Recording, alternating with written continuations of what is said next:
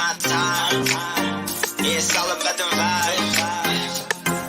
Okay. We're taking it We're just taking our time. We're just living our lives. We got nowhere to go. So let's stay here the whole night. 'Cause all we feel is good vibes. Yeah, all we feel is good vibes. We vibe with it, it's a good time. We don't worry about the hate. We just pass it to the side, grab a drink, hold it up, say what's good, feeling right. All your friends, they invited, bring a bottle through the night. Tell them, we gon' get it lit, we gon' get it lit. Get a little throw, get a little bent, have a good time. Ay, and you don't need a vent. On tilt, we gon' really get it in, right? Right. Ain't no time to be lazy, oh no. I got a dozen girls coming, they crazy for show. And not a single girl rating an 8 or below. I swear to God, they gon' love it the way that I flow. Hey, yeah, and we gon' take it slow. Spending time while you turn up at a vacant show. You can take your time, shawty, you don't need to go. We at a house party chillin' if you need to know. We're taking it We're just taking our time. We're just living our lives. We got nowhere to go. So let's stay here the whole night. 'Cause all we feel is good vibes. Yeah, all we feel is good vibes. I've been vibing with you from the jump. See the crib, I ain't even got a stunt.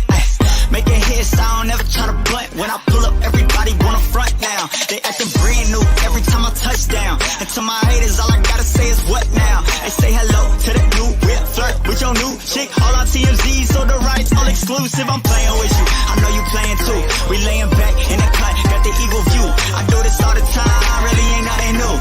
I ain't frontin' on you, shorty, what I say is true. And now we chillin', we ain't worried about the biz though. Ay, stress-free, living like kids though. And if the vibe stay right like it is, when it's all said and done, we gon' end up more than friends. We're taking it We're just taking our time. We're just living our lives. We got nowhere to go. So let's stay here the whole night. 'Cause all we feel is good vibes. Yeah, all we feel is good vibes.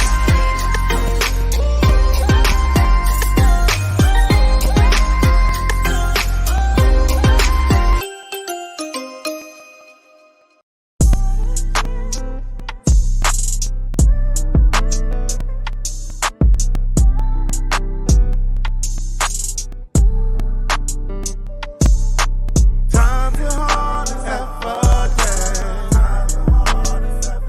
Unnecessary fears been falling on resident. Every child of God was represented. Yeah. As we united praying for our president. Oh, yeah. Oh, yeah. Oh, please pray for our president. What's up, world? How y'all doing? It's your boy, Derrick Gradenigo. I am here with you. And first things first, y'all, I feel so blessed to come into the room tonight, to talk with you, to break bread with you, to speak with you, and to try to give you a piece of me in the short amount of time I have to break bread with you. So like my dad used to tell me, I'm going to go over a lot of stuff in a short amount of time. And if you could take one nugget of that to leave with, then we've accomplished something. First things first, I want to address the elephant in the room before we go any further. And that is about Saturday. I was thinking about, I was jogging. I was thinking about what I'm going to talk to y'all about. And I got word that Candace was taken off of Twitter for something she said. And so I went and looked at it about 50 times. And from what I saw, she was talking about was people in Michigan getting back to work. And I'm going to tell y'all this from the bottom of my heart right now. What she said was basically no different than when Patrick Henry said, "Give me liberty or give me death," or when any of our great American heroes made a quote, a good one, almost similar to, there's nothing to fear but fear itself. So I know we're all looking forward to Candace showing up Thursday. I want to let her know we riding with her. You know what I'm saying? We watching it, and we making sure that we allow them to know that we watching, because we have to speak up, y'all. When things happen to us, we have to speak up and stand up for each other. So let's get into it. Who is Derrick Gradenigo? You might be wondering. A lot of y'all may not know. If you ask people, they'll say I'm somewhat of a Renaissance man. I've always believed in kind of a Michelangelo philosophy of not being one thing, but kind of progressing through life and changing through different stages. So, I've lived a very cultured life, a lot of highs, many tragic lows. From interning with the Secret Service to getting a couple degrees in behavioral science to counseling underprivileged kids, taking care of a senior citizen home, oil and gas exec, all the good stuff. But I could go on for days about how I made it through this journey. But for this particular talk, I will provide just a few bookmarks that will be in relation to what I want to talk to you about tonight. And what I want to talk to you about tonight is something called mind liberation. And it's something I feel that a lot of us are lacking, but we are on the right track. To get started, I was born in Oakland, California. I was born in Oakland, California, and I lived about 10 blocks away from the governor's mansion where Ronald Reagan used to live. I lived a very privileged life coming up when I was young. My parents came from nothing, but you know the type of parents that are always going to work hard so their kids do better, and they succeeded.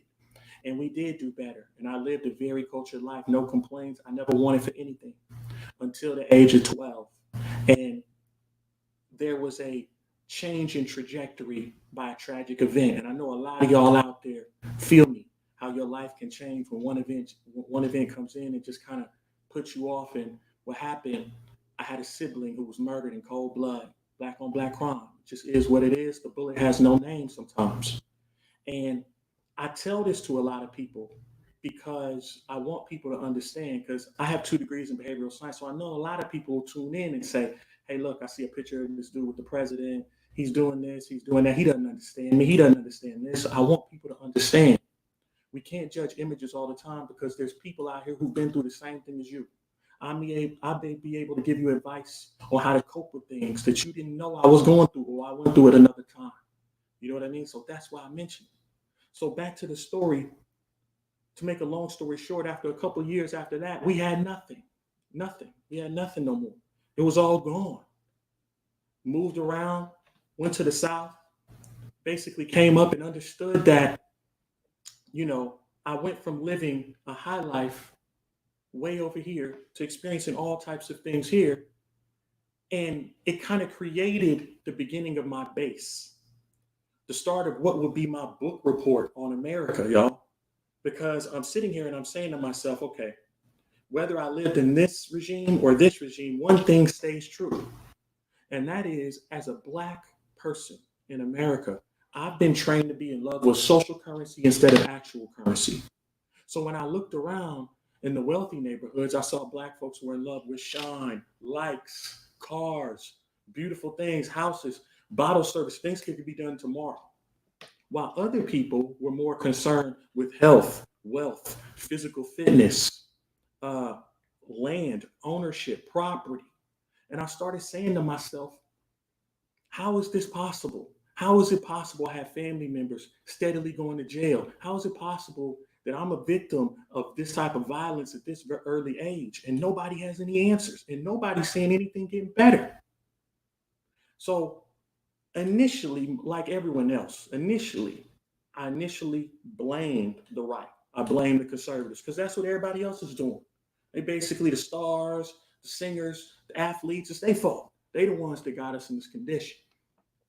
And I believed it for the most part until I started noticing a few common sense items that didn't really add up, y'all. Oh, okay. Someone's saying the audio is fading. Is it fading still? Is the audio fading? Okay, is it not? Can you hear me now? Hold on, can you hear me? Is it better? Okay, someone's saying the audio is better. I'm sorry, I had to quit there. It said the audio was fading on me, so I didn't know. Like, is it okay now? Are we testing? Do I need to talk more louder? Are we good? Are we good? Are we good? Just give me a sign that we're good. Okay, are we better now? Okay, let's see here. Let's see. Testing, 1, 2. Testing, 1, 2. Testing. Testing, testing. 1, 2. Okay, someone's saying it's a little better. Let me try to fix this real quick.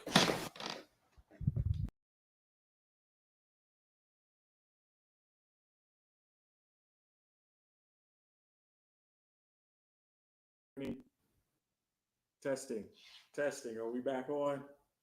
Testing. Can you hear me? Am I better now? Am I better? Somebody give me a sign to say I'm better, bro, so we can get back. Okay, somebody said I'm better. Okay, so you can hear me good. Last chance. You can hear me good. Are you okay? Give me the okay. All right.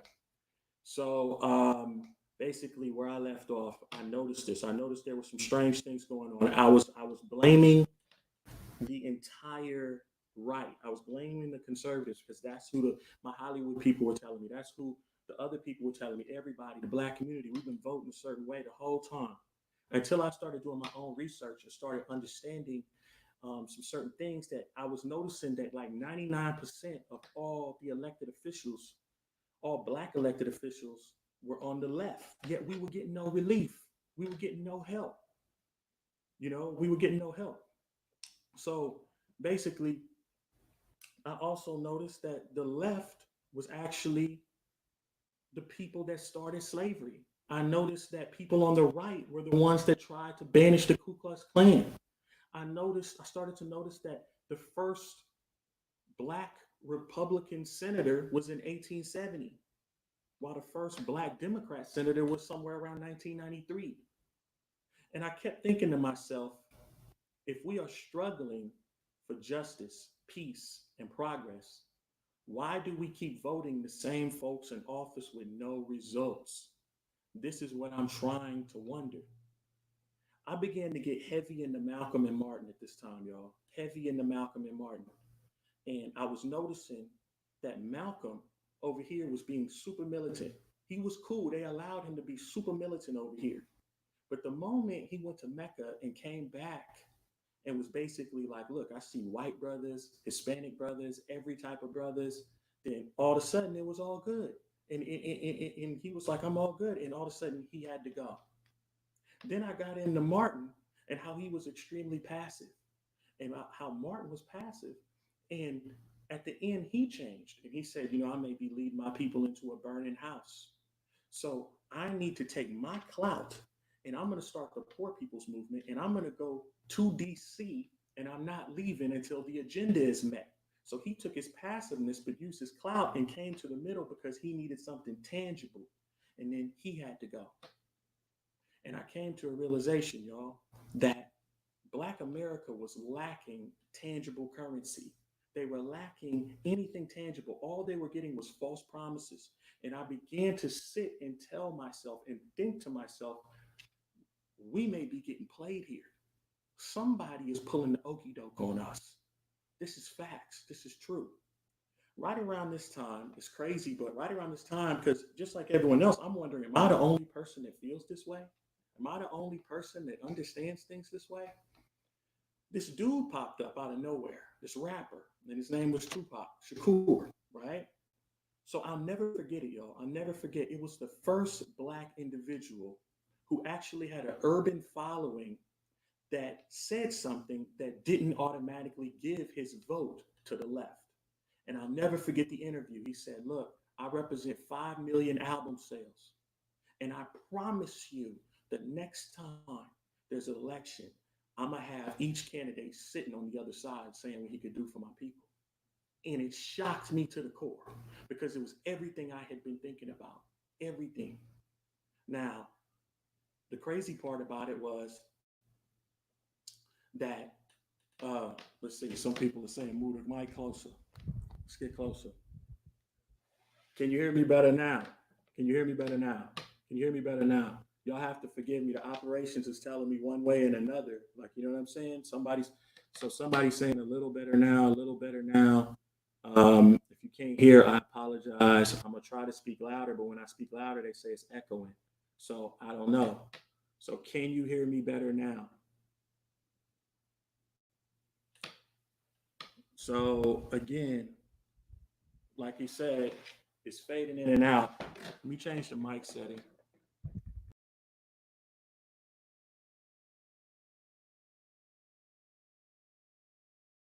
give me backstage so I can hear? So can you hear me? Can you hear me now? Because this is not on my end. This is not on my end. Can you hear me now? Okay. Sorry about that, y'all. I'm getting cut off. Like, the devil is hard at work. Now, I'm not supposed to use the devil, right? I tell people don't use the devil, but this is a situation where I'm getting fed back and forth different things. If I'm too loud, if I'm too soft, but this is the same. Okay, so we just gonna go forward. I left off with Tupac, right? So Tupac says basically, I'm gonna have both parties on the other side of the table saying what they could do for my people. Unfortunately, in September of '96, Tupac winds up dead about 8 weeks before the election. That's neither here nor there. The damage was done, and damage in a good way, because at that point I said to myself, yo, I'm not the only one who feels this way. I'm not the only one who's not willing to sit here and just throw my vote away to a regime just because. You know what I mean? There has to be something tangible, as well as at the same time of his untimely death, the sitting current Democrat First Lady, who wound up losing the last election. I think y'all know who I'm talking about. But the sitting Democrat First Lady who wound up losing the last election, that same year had referred to Black youth as super predators. She referred to Black youth as super predators. And at that same time, the sitting vice president, who is currently the choice for the left right now, he wrote a crime bill that is responsible for locking up more Blacks and Latinos than any other time on planet Earth. That was before I found out about this same candidate that is currently the pick for the left, having letters of correspondence back and forth with segregationists in the 70s and opposing desegregation of buses. So I'm sitting here at the same time, and it hit me like a ton of bricks, y'all. It hit me like a ton of bricks. The Black community had been hoodwinked, lied to. The Black community was sleeping with the enemy. And I'm not talking about a Julia Roberts movie, y'all. I'm talking about real life. So I said to myself at that point, I said, look, we have hurdles. We have things that are going on. How did we get to this point? And I want to take a minute to discuss with you. Let me know if y'all can still hear me, because like I said, we've been having issues. Are you okay? Can you hear me? Because I'm about to get into the issues, and I'd like for people to hear this. I really would like for people to hear this. A lot of times we spend a lot of times pointing the finger at people, and we don't get to how we got there or how to fix it. We do a lot of diagnosing, but we don't talk about how to cure. So I want to take a few minutes to talk about diagnosing and what we could see, how they play in the game, and how we could spin the game back. Okay. So what I like to talk about in these Black American hurdles, since we don't have a lot of time, is 4 things. I want to talk about 4 things very quickly with you. 1, I feel Black America has been programmed to worship celebrity handlers. We like to call them ops, but they've been programmed to worship these people. 2nd, Black America has been programmed to feel like they're not American. 3rd, Black America has been programmed to feel like you personally are not worthy of a legacy. And 4th, Black America has been programmed to practice plantation hate. And like I said, I believe that type of hate is completely different than regular hate. And we'll talk about it in a second. But first things first, the celebrity handlers. My dad always told me, never let a rich man tell you how to stay broke. Never let a rich man tell you how to stay broke. A lot of these athletes and entertainers are out here with a whole lot of ideas, but they ain't helping nobody win in life. They're sitting here hating on the president, hating on people, not giving nothing. Now, I'll go back in time to when last year the president invited a lot of these people to the White House and said, look, there's a lot of talk about prison reform and police. Y'all come here and let's talk. None of them showed up. None of them showed up, y'all. And I had to tell myself at that point, I'm like, what exactly is going on? A lot of them said, hey, we're not going because we're keeping it real. Now, again, I ask you, the common person, this celebrity athlete is in this bubble bath in the spa in a hot tub on the hill while we got kids in poverty, people in prison, all this other stuff. And he say he not going to talk to the president because he keeping it real. Now, my response would be, shouldn't you take your phone to the White House if you real and tell him the needs you have? But they don't want to do that, because they quote unquote keeping it real. These people are like the Judas to Jesus. They're only here to cause confusion, and everyone knows it. Now, I want to take a split second while we on this topic of handlers. I want you to know it's not just celebrities. It could also be church people. It could be media types. It could be analysts, things of that nature. I want to go back to my brother, Jerome Adams, the Surgeon General, a few weeks ago. A few weeks ago, Jerome Adams tried to come through and he made a statement based on the COVID where he said, I want you to protect Big Mama. I want you to protect Abuela. I want you to protect this person and that person. And I guess it was the next day or the day after, a black correspondent or black reporter or whatever said, how do you feel about offending people because you use the term Big Mama? I want to go out of my way to say this right now. My great grandmother, I didn't know her real name till she passed away. I referred to her as Big Mama from the day I was born to the day I passed away. How dare these people try to take our traditions and say that we need to watch this and watch that? I support Jerome. I support everybody who keeps it real, and everybody needs to keep it real. Let me tell you why. These people are control opposition. She told that to Jerome because we are in a situation where if Jerome comes through and he says Big Mama, all of a sudden it's too hood for her, right?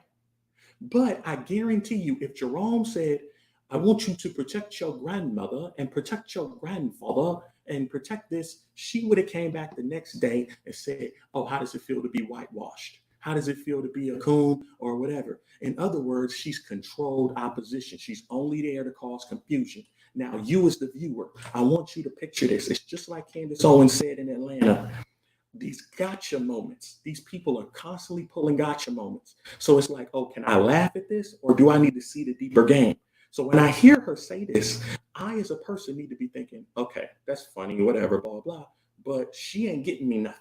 She ain't getting me no land, no property. Her whole squad is whack. But Jerome, his whole team is talking about prison reform. They talking about pumping money into the ghettos and the barrios. They talking about HBCU money for my kids. Yeah. This is a distraction. That is mind liberation, what we need to start thinking about, okay? Second, people are talking about we are programmed to feel like we're not American. I'm going to tell y'all something straight up. I'm not born. My family has been here since 1760, yo. My family's been here since 1760. The definition of Native American, native means you were there before the inception. My family was here before 1776. My family was here before America became America. So how dare you try to tell me that I need to go back to Africa or somewhere else that I don't even know nothing about and I've never been to? This is the game they are trying to run. I want you to imagine building a 2,000 room mansion with the pool inside, the lake, the money, the refrigerators, the tile, everything, 17-car garage and the whole nine. You got it all. And then somebody walk up to your crib and say, hey, look, I know you built this. I know you did it, but this you ain't really about this place. This ain't you. Where you need to go is across the ocean to this place you never been. Your grandparents, your great-grandparents never been. You need to go over there because that's your real home. That's where you really need to be. Do you know how stupid that sounds? Furthermore, do you know how crazy it is for you to even listen to that? But we are. Mind liberation. We got to wake up. Third, the legacy. We program to feel like we don't deserve one. I talk a lot about something called reflective glory, y'all. That's where you have been programmed not to find your true glory or to find your true nature, but to sit here and say, I'm living my life through LeBron James. When LeBron James does good, I do good. When J-Lo does good, I do good. Lady Gaga got a concert and she winning, that means I'm winning. No, it don't. It means you have refused to look at the man in the mirror, like Michael Jackson said, and you refuse to find what you need to find about yourself to make you feel like you're worthy. And I don't blame you, because at the end of the day, they pumping this on you. But at a certain point, you have to go solo, look in the mirror and say, hey, look, I deserve my own money. I deserve my own shine. I deserve a legacy for my kids. So we have to address that and we have to fight that because they pumping it on us. Finally, we have to turn from plantation hate, okay? And plantation hate, like I said, is different than regular hate. And what I mean by that is it appears in the Black community, they want hate to run rampant way more than anywhere else. For instance, during the last election, we saw our president and other people go off on each other. They talking noise, they doing this, they doing that. But at the end of the election, they all drinking beer, hanging out like they supposed to, hugging, whatever, this, that, the other. As far as the Black community, though, it appears that I could agree with somebody on 99 things. But if I disagree on one thing, all of a sudden I'm Achilles, he's Hector, we're in the Battle of Troy, and somebody gotta die. That's the way we've been programmed. There is no, oh, we just address this, address that. You disagree on one thing, all of a sudden you banished.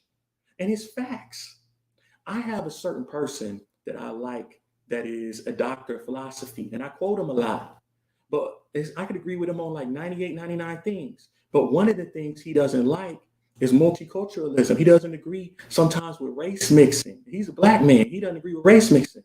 So if I post some of his stuff, a lot of people will come on and be like, hey, you can't post this stuff. Didn't you hear what he said about this? But I'm taking the other 99 nuggets. He could work on that. I could pray for him on the other part. We got to learn that it's not no buck system that's all or nothing. And we got to judge Black people as a monolith. Because right now, we could talk about all the bad things that George Washington did, or we can look at the good stuff like I do. I love George Washington, even though he was a flawed character. I love Thomas Jefferson. He's a flawed character. I love JFK, a flawed character. But right now, they trying to bring up stuff about Dr. King. And we sitting here like, oh, now y'all trying to soil Dr. King? Like, so at the end of the day, we have to stand up at a certain point and worry about us and the nuggets we take. Now, with all those combined, I told you before, worrying about social currency over actual currency ain't going to work. We have to worry about tangible currency in my hand. Tangible in my hand. Tangible. That's what I want to see. I don't want to hear nothing about no future, no roads, no schools. We've been promised way too long. I need to see something tangible. And when you worried about tangibleness, when it comes to you and your glory and your feelings toward God, that's when you win. So let's go back to everything and talk about it, how we address it. So we go to the first thing, celebrity worship handlers. They come at you. Hey, bro, you don't need to listen to those people up in DC that's trying to get the free whatever, because the basketball player said not to, and the singer told you not to, and the blah, blah, blah told you not to. Don't listen to them. This is how you respond. Nah, bro, because the basketball player ain't give me no nothing.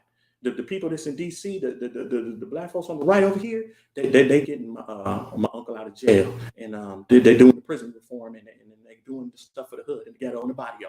So that's tangible. By the way, get up out my face, because you ain't providing nothing but confusion. That's how you attack it. Now they come through with the second part. Well, you know you ain't supposed to be from America anyway.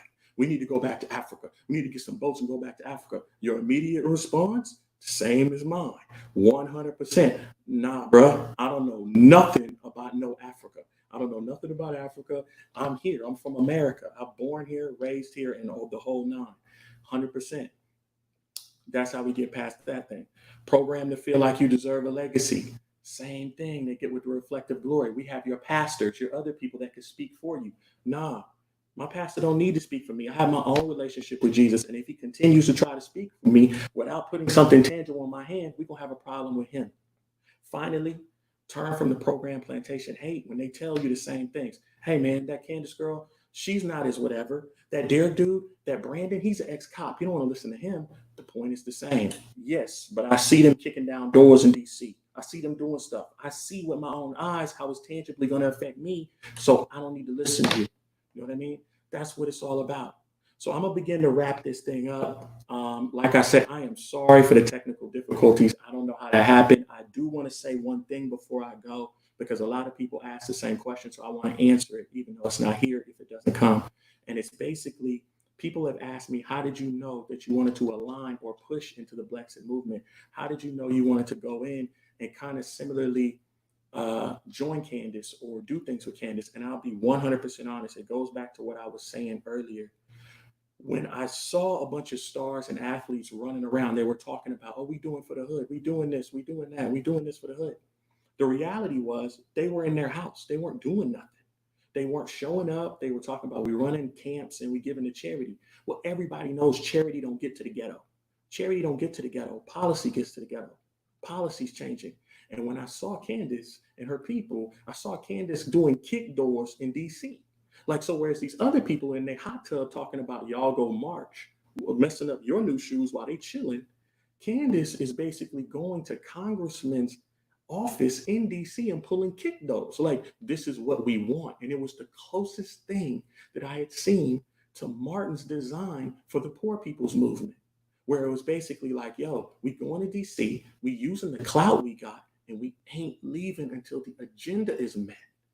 And so when I saw that, I was basically like, yo, this is tangible.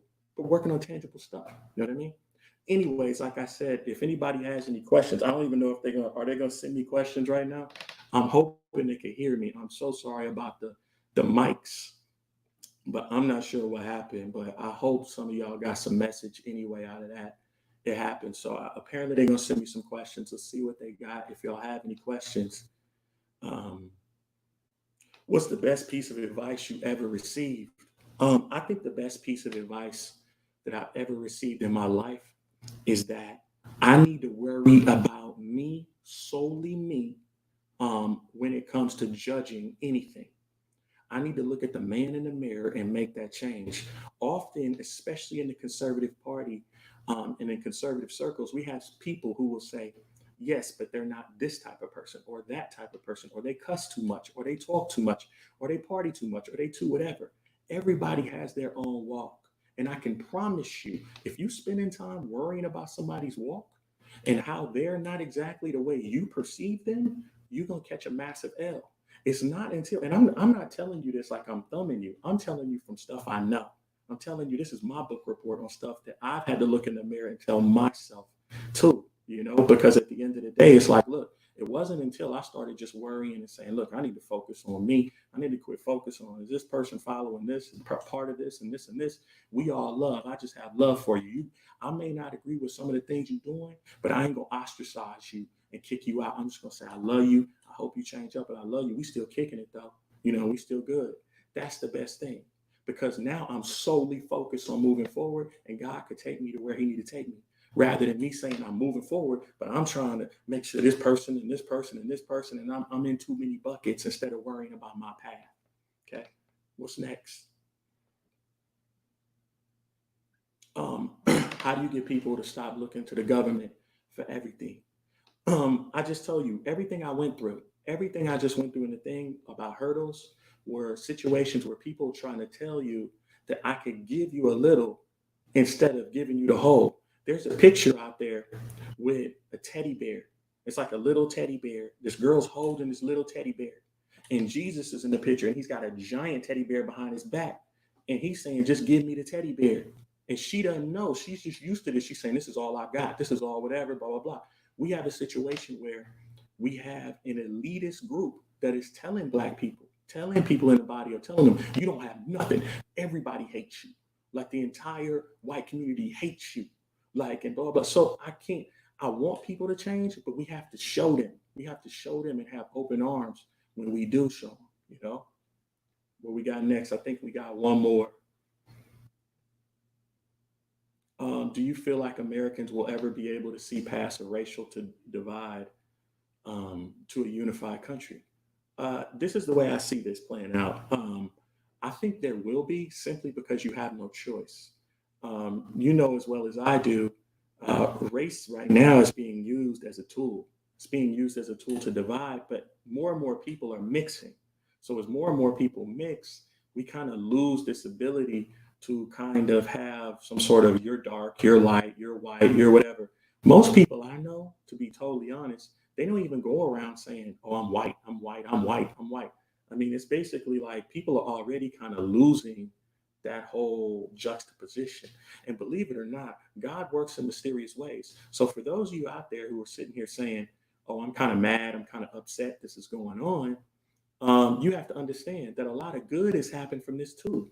We're starting to see more white people than ever sticking up for Black babies. I'm seeing white people with thousands and thousands and thousands of followers that I've never seen before saying, you need to quit aborting all these Black babies. This is a genocide. There's more Black babies aborted in New York City than born. And I'm seeing white people address that. I've never seen that before. So while we're looking at the cup as half empty, we all also need to be looking at it as half full. You know what I mean? We got to look at both. So I hope that answers your question. So let's see. I think that might be it. It was great coming in. Like I said, next time, like I said, I'm sorry about the technical difficulties. I don't know how that happened. So, like I said, every time there's supposed to be something good, you got to deal with it. The point is that you push through and continue to the end, which is what we did. And that's the beautiful part about America. We operate the same way. There's a few hiccups, but we push to the end. This is it for today. I want to tell y'all tomorrow is going to be amazing. I believe King Face is speaking. I believe Angela Stanton will be there. I believe they'll have some BLEXIT Texas people appearing. So you definitely want to tune in tomorrow. And remember, Candace is up Thursday. Shout out to her. Shout out to everybody in the family. Let's continue to push. And remember, like my boy Tommy Davidson and Martin used to say, there's only two things important in this world, and both of them are love. Y'all have a good night. God bless. Peace.